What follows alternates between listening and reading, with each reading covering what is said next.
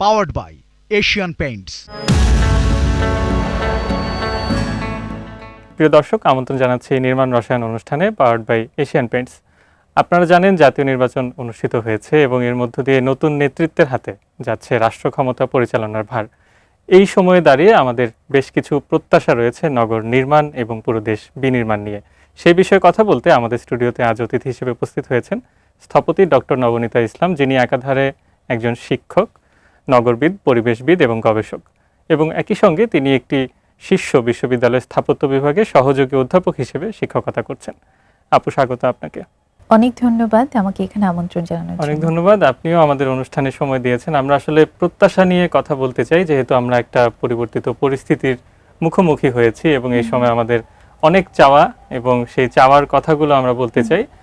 প্রথমত যে বিষয়টা নিয়ে কথা বলবো, যে আমাদের যে কোনো নগর কেন্দ্রিক সমস্যার কথা বললেই আসলে ঢাকার বিষয়টি সামনে আসে এবং অন্যান্য নগরগুলো নিয়ে সেই অর্থে খুব একটা চর্চা হয় না, হলেও তারা যে ধরনের চর্চা করছে তারা হয়তো ঢাকার ভুলগুলোকেও অনুসরণ করছে।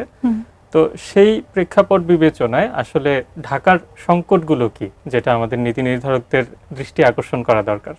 ঢাকার সংকটের কথা যদি বলি, তাহলে আমার কাছে মনে হয় যে নীতি নির্ধারকদের দিক থেকে যে ভুলটা বারংবার হচ্ছে আমাদের স্বাধীনতার পর থেকে, সেটা হচ্ছে শহরটা নিয়ে নীতি নিচ্ছেন একদল মানুষ, নীতি নির্ধারক যারা শহরটাকে ওই নীতিগুলোকে বাস্তবায়িত করছেন, বাজেট অ্যালোকেশন করছেন আরেক দল মানুষ, আর শহরটা ব্যবহার করছি আমরা ব্যবহারকারীরা। এই যে তিন দল মানুষ, এদের ভিন্ন ভিন্ন ইমাজিনেশন শহরটাকে নিয়ে। তুমি দুজনেই স্থাপত্যের মানুষ, আমরা জানি যে বিভিন্ন পয়েন্টে দাঁড়ালে পার্সপেক্টিভ পাল্টে যায়। তো এই তিন দলের যে তিন ধরনের ইমাজিনেশন, তিন ধরনের ভ্যান্টেজ পয়েন্ট থেকে আমার কাছে মনে হয় যে এই তিনটা ইমাজিনেশন যে আমরা একটা জায়গায় আনতে পারছি না, এটাই আমাদের সবচেয়ে বড় সংকট। এখন যদি বলি যে যারা নীতি নির্ধারক, তারা কি আসলে যারা এই শহরটা ব্যবহার করছে তারা কারা, এটা কি তারা সঠিকভাবে জানেন? অর্থাৎ আমি যখন আমার ডেমোগ্রাফি দেখি, তখন আমি দেখছি যে সমস্ত আলোচনা, সমস্ত নীতি, সমস্ত পরিকল্পনা হচ্ছে ঠিক শহরের 5% মানুষকে নিয়ে, বা 5% মানুষের আবাসন, 5% মানুষের চলাচলের রাস্তা, 5% মানুষের জন্য ব্যবহৃত পাবলিক অ্যামিনিটিস, বাকি যে 95%, বা আমি যদি বলি যে অনানুষ্ঠানিক খাতে যারা কাজ করছেন সেই 80% মানুষ শহরে, বা 40% মানুষ যারা অনানুষ্ঠানিক আবাসনে থাকছেন, এরা কোথায়? তো এদেরও তো শহর নিয়ে একটা ইমাজিনেশন আছে এবং তারাও কিন্তু ব্যবহারকারীর একটা অনেক বড় অংশ। কিন্তু আমরা যখন নীতিগুলো নিচ্ছি, আমাদের ইমাজিনেশনে কি আসলে এই পুরো ডেমোগ্রাফিটা আছে? ওই জায়গায় একটা ডিসকানেকশন আছে।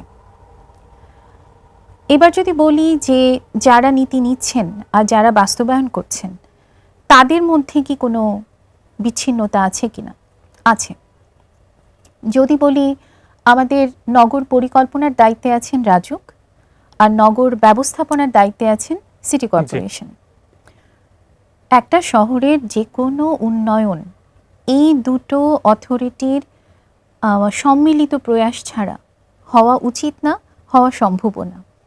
কিন্তু আমি যদি আমাদের বাস্তবতায় বলি, যে রাজুক যখন একটা গৃহায়ন পরিকল্পনা অনুমোদন দেন, সেই অনুমোদনের প্রসেসের মধ্যে, আইনত প্রসেসের মধ্যে আছে যে সিটি কর্পোরেশন, অর্থাৎ যে কিনা পরবর্তীতে অবকাঠামো তৈরির দায়িত্ব নেবে বা অবকাঠামোগুলো রক্ষণাবেক্ষণ মেইনটেইন করার দায়িত্ব নেবে, তাদের কাছ থেকে সেই প্রকল্পটা ভেটিং হয়ে আসতে হবে। কিন্তু বাস্তবে খুব সাম্প্রতিক সময়ে দেখা যাচ্ছে যে অনেক এরকম হাউজিং প্রকল্প আছে যেগুলো অনুমোদন পেয়ে যাচ্ছে রাজুক থেকে, কিন্তু সিটি কর্পোরেশন জানে না যে এরকম একটা প্রকল্প পাশ হয়ে গেছে, এবং পরবর্তীতে যখন ব্যবহারকারীরা সিটি কর্পোরেশনের কাছে গিয়ে অবকাঠামোগুলোর জন্য তারা অ্যাপ্লিকেশন করছে, তখন সিটি কর্পোরেশনের কাছে আসলে সিটি কর্পোরেশনের ক্যাপাসিটি নেই।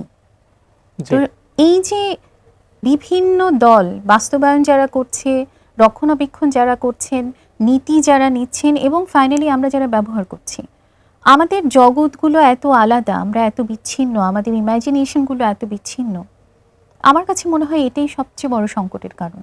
আপনি একই সঙ্গে একজন স্থপতি এবং স্থপতি হিসেবে আপনি বিভিন্ন লেন্সে এই শহরকে দেখার চেষ্টা করেন, বিশ্লেষণ করার চেষ্টা করেন এবং এর পাশাপাশি আপনি একজন সাধারণ কর্মজীবী নারীদের মতো আপনার একটা কর্মজীবী হিসেবে জীবন রয়েছে, যেখানে আপনি বিভিন্ন সমস্যায় ভুক্তভোগী হন প্রতিদিন।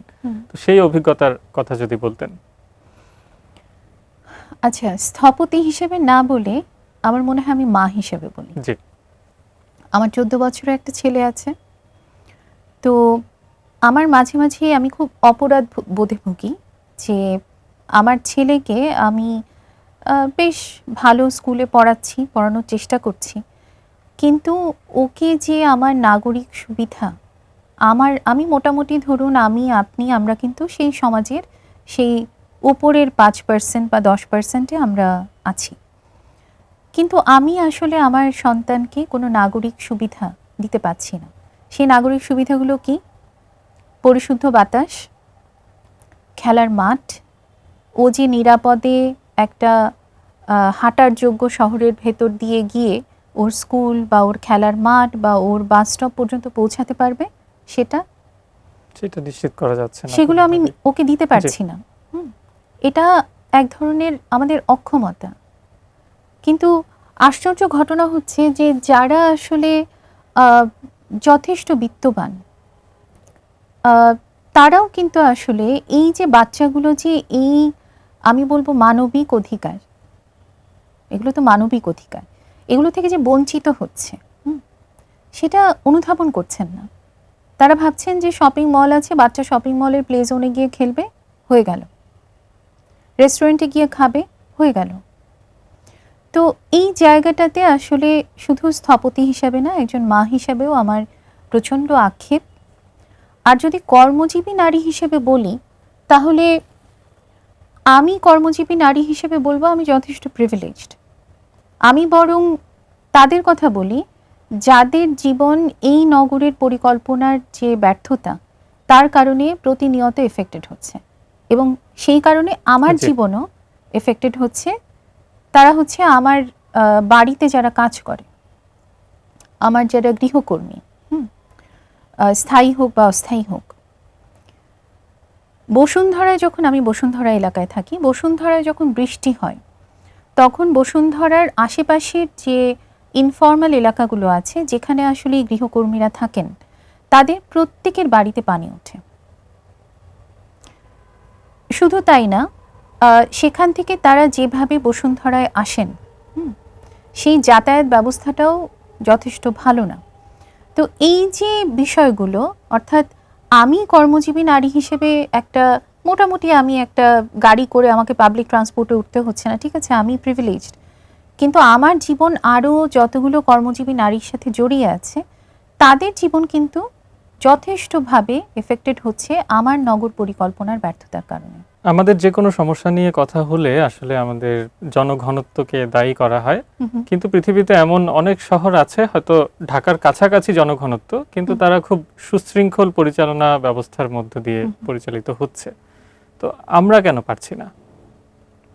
আমরা পারছি না কারণ আমরা জনঘনত্ব বা পপুলেশন ডেন্সিটিকে একটা নেসেসারি ইভিল হিসেবে চিন্তা করে সমস্ত দায়টা আমরা জনঘনত্বের উপর চাপিয়ে দিচ্ছি। এখন দেখুন, এই যে জনঘনত্ব বাড়ছে, এটার একটা বড় কারণ হচ্ছে আপনার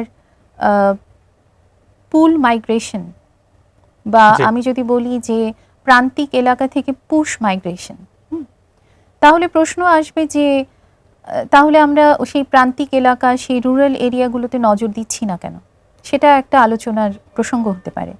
সেখানে আমরা যথেষ্ট নজর দিচ্ছি না দেখেই ওখানে যে সমস্ত ট্রেডিশনাল লাইভলিহুড ছিল, কৃষিকাজ বলুন, মাছ ধরা বলুন, বা অন্যান্য যে সমস্ত জীবিকা ছিল, সেগুলো ক্ষতিগ্রস্ত হচ্ছে। এই মানুষগুলো বাধ্য হচ্ছে ঢাকার দিকে আসতে।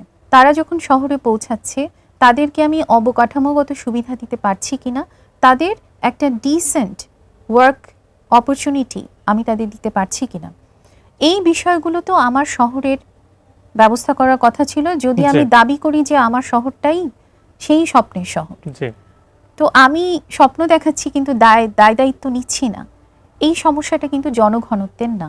আমরা আমাদের আলোচনার শেষ পর্যায়ে চলে এসেছি। আপনি অনেকগুলো ভাবনার খোরাক দিয়েছেন। নতুন নেতৃত্বের কাছে আপনার প্রত্যাশার কথা জেনে শেষ করব। নতুন নেতৃত্বের কাছে আমার একটা বড় প্রত্যাশা হচ্ছে যে নগর উন্নয়ন বা মানব উন্নয়ন যদি বলি, এই বিষয়টাকে আসলে লেন্সটাকে ঘুরিয়ে দেখতে।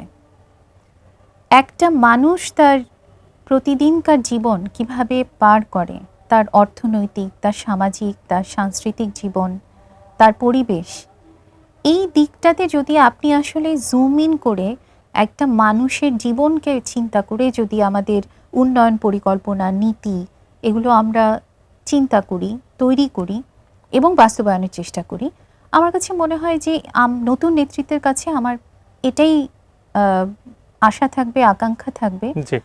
যে মানুষ যাতে তাদের চিন্তার কেন্দ্রবিন্দুতে আসে এবং সেই মানুষ যাতে ধর্ম, বর্ণ, লিঙ্গ নির্বিশেষে সবাই একটা সমতার জায়গায় থাকে। অনেক ধন্যবাদ আপু আমাদের এই অনুষ্ঠানে সময় দেওয়ার জন্য। আপনাকেও অসংখ্য ধন্যবাদ। প্রিয় দর্শক, এই ছিল আমাদের আজকের মূল আলোচনা। আমরা মূলত আমাদের নতুন নীতি নির্ধারকদের দৃষ্টি আকর্ষণ করতে চেয়েছি এবং নগর তথা পুরো দেশ বিনির্মাণ নিয়ে কথা বলেছি। নিচ্ছি ছোট্ট একটা বিরতি। বিরতির পর থাকবে এক্সপার্ট টাইম। সে পর্যন্ত সঙ্গেই থাকুন।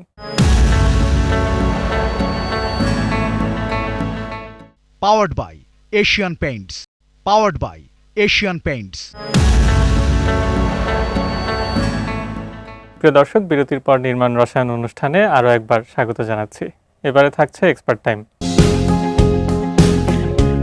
সবাইকে স্বাগত জানাচ্ছি আজকের এশিয়ান পেস এক্সপার্ট টাইমে। আজকে আমাদের সাথে আছেন আর্কিটেক্ট কাজী নুরুল করিম স্যার। কেমন আছেন? আমি খুব ভালো আছি, আলহামদুলিল্লাহ। স্যার, আপনার এক্সপিরিয়েন্সটা নেয়ার অ্যাবাউট 53 ইয়ার্স ধরে, এবং এই সময়টাতে আপনি পুরো পরিবর্তনটা দেখেছেন। সো আপনি যদি একটু ছোট করে এই বিবর্তনের গল্পটা আমাদেরকে একটু বলতেন এবং আপনার এক্সপিরিয়েন্সটা। আমাদের দেশে যে প্রচলনটা ছিল সেটা হলো স্থপতির সংখ্যা ছিল কম। এই বিল্ডিং ডিজাইনগুলি সাধারণত পুরকৌশল এবং অন্যান্য পেশার লোকজনই বেশি করত। কিন্তু স্বাধীনতা উত্তর বাংলাদেশে স্থাপত্যের একটা প্রভাব এই সমস্ত ইমারত নির্মাণ মানে বিষয়ে চলে আসে। শুরুটাই যেভাবে হয়েছিল যে ইটের উপর ইট গেঁথে দালান তৈরি করবার যে প্রবণতা, সেটা আস্তে আস্তে প্রয়োজনের তাগিদেই দেখা গেল যে ইট থেকে কংক্রিট থেকে আরও বিল্ডিং মেটেরিয়াল চেঞ্জ হচ্ছে। এই যে পরিবর্তন আমরা আজকে দেখতে পাচ্ছি, আজকে যেখানে আছি, বিয়ন্ড দি লিমিট যেতে পারছি, এগুলি আসলে বিল্ডিং ডিজাইনের ক্ষেত্রে বিল্ডিং মেটেরিয়ালের অবদান অনেকখানি। এই যে একটা টাইম, লম্বা একটা সময়, এর মাঝখানে কোন কাজগুলো বেশি করা হয়েছে? আমাদের দেশে তো আগে শিল্প কারখানা ছিল না। আমরা আগে প্রথমে একতলা বাড়ি করতাম, তারপর দেখা গেল এগুলি ওয়াকআপ 5 স্টোরের 5 তলা পর্যন্ত হচ্ছে, তারপরে আস্তে আস্তে কন্ডোমিনিয়াম হচ্ছে বিভিন্ন জায়গায়। আস্তে আস্তে যখন আমাদের শিল্পায়ন শুরু হলো, তখন দেখলাম যে বিভিন্ন ধরনের শিল্প কারখানা এগুলিও তৈরি হচ্ছে। তারপর ইনফ্রাস্ট্রাকচার ডেভেলপমেন্ট হচ্ছে, রাস্তাঘাট, ব্রিজ, কোনোটাই কিন্তু আজকে আর মানে আমাদের চর্চার বাইরে নাই। তো দীর্ঘ এই সময়, এই অর্ধ শতাধিক বছর এই পেশায় থাকাকালে আমি তো দেখছি যে করিনি এমন কোনো কাজ নাই। যে কোনো কাজই আমার কাছে আসুক, তা সে ছোটই হোক আর বড়ই হোক, আমি মনে করি যে একজন স্থপতি তার পেশা যদি যথার্থভাবে কাজ করতে চায়, তাহলে সেখানে প্রত্যেকটা কাজেই কিন্তু এক ধরনের আনন্দ আছে। বিল্ডিং ম্যাটেরিয়াল একটা ইম্প্যাক্ট আছে এই যে নতুন টেকনোলজি এবং নতুন যে মডার্ন বিল্ডিংগুলো হয় সেটার সাথে। সো এই জায়গাটাতে যদি আমরা একটু রেসিডেন্সিয়াল প্রজেক্ট এবং আমরা যদি বলি আসলে ফ্যাক্টরি যে প্রজেক্টগুলো হয় বা ইন্ডাস্ট্রিয়াল যে প্রজেক্ট হয় বা অন্যান্য যে প্রজেক্টটা আছে, সেখানে এই যে বিল্ডিং ম্যাটেরিয়ালের একটা ইম্প্যাক্ট এবং ডিজাইনের ক্ষেত্রে এটা আসলে কিভাবে আপনি দেখছেন, মানে এবং কি চ্যালেঞ্জ আপনি আসলে এখানে ফেস করেন কাজ করতে গেলে? না, এখন তো চ্যালেঞ্জটা কমে গেল বলা যায়। বিল্ডিং বা রেসিডেন্সিয়াল বিল্ডিং বা হসপিটাল বিল্ডিং বা একটা এয়ারপোর্ট সার্ভিস বিল্ডিং, যে সমস্ত জায়গায় মানে মানুষের জন্য ব্যবহার হয়, সাধারণ মানুষের জন্য, এই প্রত্যেকটা নিজস্ব একটা ক্যারেক্টার আছে। সেই ক্যারেক্টার অনুযায়ী কিন্তু আসলে বিল্ডিং ম্যাটেরিয়াল চুজ করার প্রশ্ন আসে। সেই ক্ষেত্রে আমাদের নতুন নতুন প্রযুক্তি, নতুন নতুন বিল্ডিং ম্যাটেরিয়াল এগুলি আসলে আমাদেরকে সহায়তা দিচ্ছে। তার মধ্যে রঙও একটা বড় একটা জায়গা হয়তো বা ভূমিকা পালন করে। প্রত্যেকটা বিল্ডিং বা প্রত্যেকটা প্রজেক্ট করতে গেলে এক একটা গল্প আপনাদেরকে জানতে হয়, ক্লায়েন্টের প্রোফাইল এবং আদার থিংস। সো এই জায়গাগুলোতে রঙের যে শেডটা থাকে, সেই শেডটা কি কোনোভাবে যখন ফাইনাল ডিজাইন করে ফেলেন তখন কি আসলে কোনোভাবে ইম্প্যাক্ট ফেলে যে দেখতে কেমন হবে বা আসলে এটার ইউজারটা কেমন হবে, সেক্ষেত্রে কি কোনো ধরনের ইম্প্যাক্ট করে? রঙের দুইটা দিক আছে। একটা দিক হলো এর হিউ, মানে রংটা কীরকম, সাদা না কালো নাকি নীল নাকি হলুদ, এইটা যেমন একটা গল্প। আর একটা গল্প হলো কম্পোজিশনটা কী, কেমিক্যাল কম্পোজিশনটা কী। আমি চাইলেই কিন্তু আমি একটা ইটের উপরে আমি যে কোনো রং লাগাইতে পারি না। রঙের আমাদের সমস্যা হচ্ছে আমরা বিল্ডিং মেটেরিয়ালকে সত্যিকার অর্থে রিড করি না, যেটা আমাদের অবশ্যই করা উচিত। রং নির্ধারণ করার সময় রঙের শুধুমাত্র রংটা দেখে কিনবেন না, এর যে কেমিক্যাল কম্পোজিশন আছে, কোনটার উপরে লাগানো উচিত, কি লাগানো উচিত, সেটাও কিন্তু খুব জরুরি। আমরা সব রঙের পেছনে কিন্তু একটা আন্ডারকোট ব্যবহার করি। এই আন্ডারকোটের ব্যাপারে আমি এটা অনেকটা বলা যায় যে একটা রিভলিউশন এর মতো আর কি। আমার কাছে আমার মনে হয় যেন আমরা একটা ধারণা যে যে কোনো স্টিল মেম্বারের উপর একটা রেড অক্সাইড লাগাই দিই, কিন্তু আসলে রেড অক্সাইড কি কোনো আন্ডারকোট দিচ্ছে আমাকে? না, কারণ অক্সাইড যেখানে আছে সেখানেই করোশন আছে। এই বেস প্রিপারেশনটা হলো রঙের যে পরিসমাপ্তি, যেটা দিয়ে আমরা উপরের প্রলেপটা দিই, তার চাইতে কিন্তু আন্ডারকোটটা বেশি ইম্পর্টেন্ট। সারফেস প্রিপারেশন যদি আমরা সারফেস প্রিপারেশন থেকে শুরু করে তোমার ওটার প্রত্যেকটা লেয়ার এবং চিন্তা করতে হবে। চিন্তা না করে যদি আমি যে কোনো রং লাগাই দিই, সেটার কালার মানে হিউ যাই হোক, এটার বাইরের যে রূপটা আছে, যেটা আমরা বলছি, যেটা আমরা গল্পে বলছিলাম, যেটা একটা গল্প তৈরি করে, নিশ্চয়ই গল্প তৈরি করে, কিন্তু আমি প্রপারলি যদি ব্যবহার করি, এবং সেটা সাস্টেনেবিলিটিরও প্রশ্ন আছে, যে আমি যে প্রপারলি যদি সারফেস প্রিপারেশনটা না করি, সেই ক্ষেত্রে কিন্তু আমি যত দাম দিয়েই রংটা ব্যবহার করি না কেন, আলটিমেটলি গল্পটা কিন্তু অল্প দিনে শেষ হয়ে যাবে। স্যার, আপনার এই এত ব্যস্ততার মধ্যে আমাদেরকে সময় দিলেন, আমাদেরকে অনেক ডিটেল ব্যাপার অনেক এক্সপ্লেন করে বললেন, ধন্যবাদ আপনাকে। তোমাকেও ধন্যবাদ আমাকে এখানে বলবার জন্য। আমার মনে হয় যে আমাদের আসলে অনেক বড় দায়িত্ব আছে, সবাইকে আসলে বোঝানো যে আসলে কি করা উচিত, কি কাজটা, কোন কাজটা সঠিকভাবে করা উচিত। দর্শক, আজকে আমরা এই ডিটেইলে ডিসকাশন করলাম বিল্ডিংয়ের অনেকগুলো খুঁটিনাটি ব্যাপার নিয়ে, এবং আশা রাখছি এই ডিসকাশন আপনাদের ডিসিশন মেকিংয়ে হেল্প করবে।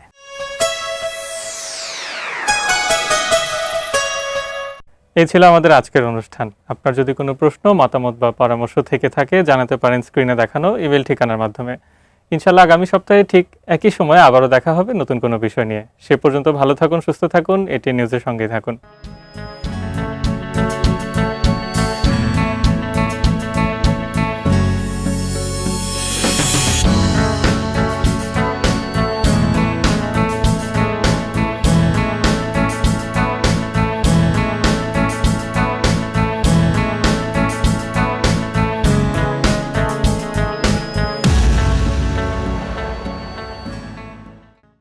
Powered by Asian Paints.